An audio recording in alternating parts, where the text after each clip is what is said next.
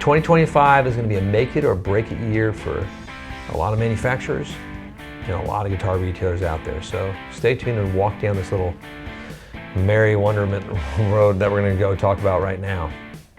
It's me, Baxter. And me, Jonathan. So it's going to be hanging by a thread for a lot of folks. 2025 is going to be crazy. It's been a lot of changes have happened in the guitar universe.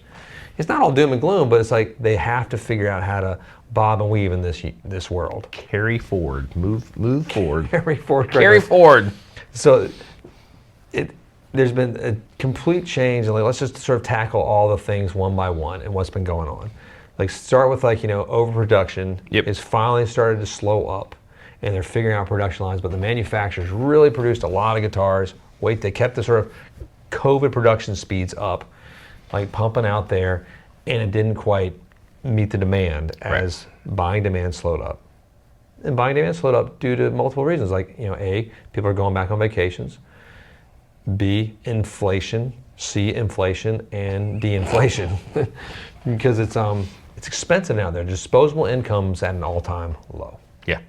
How much does milk cost now? A lot. A lot. When I saw the organic milk for like $8, I was like, what? All that stuff. I remember when it was like $5 or $6, and I was like, this is insane. I was $8, I was like, this, now it's just lunacy. So that's a huge issue right there. We got tariffs coming into effect soon. Yep. That we don't know how that's going to affect, margin spreads, if they're going to absorb it within the manufacturers. Are they going to pass it along across like the board from the manufacturers or per piece? On the specific models. We talked about this, probably spread across the whole line, but who knows? And absorb some of it theoretically. Yeah. And there's going to,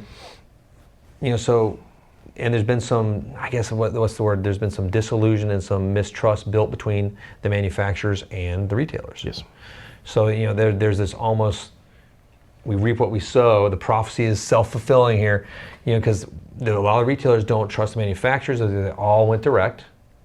And then they all sort of are doing sort of not guerrilla, but predatory marketing to the traditional retailers' customers with, geo-targeting and tracking of like, you walk into a guitar store, you're going to get a text from certain manufacturers to try to farm you right there. It's pretty crazy. So a lot of retailers are like, man, they're fed up. And if you're selling this line direct, some retailers will not carry those lines anymore. Right. Like I've talked to lots of manufacturers that say, hey, we can't do it. I can't compete with them doing that. It infuriates me on principle. I've helped build their business to millions. So I get it. But then now the manufacturers have to figure out a way to sell this stuff because no one's buying this stuff in the same way. Right. So we're in this sort of quid pro quo. What's that thing called that we were in the war for a while? The Cold War. It's another Cold War there, but it's not too bad. We sort of come out. We're still talking, and everybody's friendly, but it's a weird thing right now. So we're trying to figure out how to sell, like how to all connect together. Right. So where do you think this goes? I believe it's I think I was joking. It separates the men from the boys. Some things. And I don't know if it's like the people who aren't already set up to have sort of changed their model a bit on the retail end. I think it's going to be really, really tricky to pivot now, right? So like if you weren't already set up to have a community and to have an online presence and to have all these things, I think it only gets harder, right? Because it only gets harder as just a straight up brick and mortar location where you're it is tough. We have a great online community. We have wonderful people we talk with, and what's been really reassuring and neat too is like how neat, fun word, but how like I've heard so many times, countless times, like people are shocked at how like they don't respect like when manufacturers are doing to some of the retailers too. Yes, and it's neat to see like they're taking like sides in a weird way, like hey, we're only going to buy from you guys. We don't like this, and we think it's wrong. Even when a custom color maybe comes out. And like you really want to get that, and it's a DTC. It's direct. Yeah. Yeah. Well, I think there's a weird sort of sign of the times, and maybe I just never was this involved, but the fact that people know that, the fact that customers are aware of that, right? Like, I'm not sure they would have been No, 15, 20 years I think ago. customers. Like, this is the highest sense of awareness. It was just cool because like I am too. Like I mean, we're customers to the manufacturers. Sure. If you look at it in like the whole chain of events and command of how this works, and it's a relationship built on trust. Yes. And built on moving forward, and but also knowing like sometimes I've talked to some of my reps and stuff. We're going to get stuff even if we don't need it because we want to support the brand when the brand is being good to us, or we want to support a rep because our rep has been good to us. We know that he has to get those numbers, and we'll buy stuff, and it helps. And that that's part of the business model. We'll sell it eventually. We'll figure out a way to do it. But Well, I think that's one of the tricky and the sad things for the way things have been going. Like when it's just online, when it's just transactional, you don't get that. But when you have these relationships, you feel like the rep's your pal. Oh, I want to help this guy out because I know he's got a family and it's almost Christmas, so I'm going to order something. I mean, there's some value in that, and I think that people can feel that, as far as like where they shop and what they want to be a part of and what community they want to be a part of. And when you lose that, I think you've lost something that's important. No, so I think like that's it's exciting. Like we're all going back to NAMM, right? Like so we can all kind of have face to face again, yeah. And sort of like and make sure like because it becomes so. It's become so business and just point click type thing, and you sort of forget about like who you're dealing with. But it will be sort of a telling thing as if this all works out. Like we're just going to have some hard conversations at NAMM, some easy conversations in person, just like things we need, things they need. But I think we're mature enough to understand like. That they need to reach a certain threshold of orders too to maintain what they're doing, but they have to make modifications too. They being the manufacturers. Yep. And what I'm horrified of and what's already happening is there has been layoffs, in sort of middle management areas within some of the certain major manufacturers. The floor and production that's going to happen some a little bit too. Just sort of some slowbacks, some hiring slowbacks for sure, and some of them are already in the midst of that just to. Weather the storm a bit, the small little storm. Got to show that growth. got to stay profitable. I mean, it's crazy because like we don't run our business that in the same way because we're kind of stupid. Like obviously we have to see like a profit or we go out of business, but it's more we look at our measure of success is like our consumer base grows, our friends grow, and we sell more guitars that way and have fun doing it and sell enough to.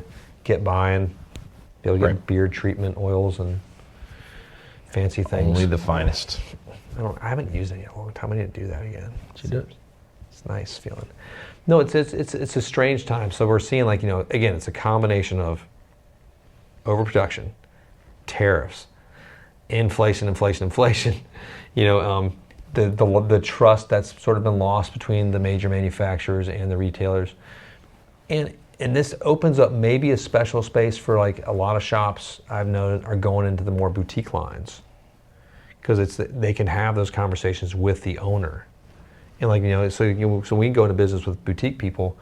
If they're selling direct a lot, it's usually something we're not gonna, we can't. It doesn't make sense really. Doesn't make sense. Like it's just why would our partner be our competitor? Right. And and then I'll talk to them like, well, this is the way it is, and this is the way it's going to be from now on. Like. I see some of the manufacturers already pulling back from it a little bit. Some of the majors too. There's a couple that are sort of rethinking the way they're doing it because they've not found the success, and they've found the sort of the consumer degradation and happiness of their brand. It's a headache, basically. Yeah, so it's a lot to do with. It's tricky, but it's going to be tough because because I remember before COVID, like when everything lit off, there were some times like they'd hire people in, and they'd lay off a bunch of people when like some line didn't like really pop. Right. Because I remember that with some of the major guys, like they'd launched a whole new line, and then they had to fire a bunch of people that they just brought in, and the production head, and some of it just because that one product they were selling just wasn't connecting that way. And there might have to be some more tough, we have to make those decisions here at the shop. If are we having Bojangles? Or are we having water and bread for lunch? It's a choice. And Tom, anything else I'm missing here? I think that's about it, man. I mean, we're getting close to the end there. It's gonna be my call to like everyone too is like go out and really support your shops and the brands you love this year. I think it's it's going to be a good year. Like we're doing really well. Like, and we track numbers. It's awesome. And like, and all of my other like sort of retail friends are in the same sort of boat, which is really cool. But I know a lot of cats that aren't. And I know a lot of manufacturers that are going to be struggling right now, and there's going to be layoffs. And trying to figure out the balance, but support those local shops, those ones that you love. Support the ones that you've been going to. Support new ones, and the brands within there that you think are doing right. But buy it from the shop. You know, any way you can do it. You know, just they'll work with you too. Don't go in there and harvest for like crazy deals all the time, because then there's losing money. But you got to factor that in. But help them out if you can. It's a cool time to do it, and I think. Right around Christmas, because you're supposed to do good things around Christmas. That's true. And throughout the rest of the year. New Year's too. That's all I got. Click like, subscribe. Hit the bell. Have fun. Buy some cool toys. And all the best. Peace be with you.